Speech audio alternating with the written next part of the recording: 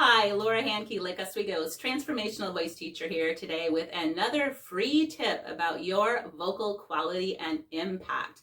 This is one I go over and over and over again because it is such a scourge on our society, especially in American English culture, and that is the dreaded vocal fry, which sounds a little bit like this. See how my voice is pulled back in my throat, so to speak. My pitch was too low. I didn't have enough resonance. My onsets were terrible. But you would be surprised how many people, and I'm talking even TEDx or TED speakers with thousands and thousands of views to their speeches, don't understand the full quality of their voice. And so therefore, a lot of these people are likely getting hoarse at the end of the day. Maybe they start losing their voice, just throat feels a little bit scratchy, and it is completely unnecessary. So to find out more about your own voice and your own best vocal quality, you can find me at laurahandke.com or right here on LinkedIn.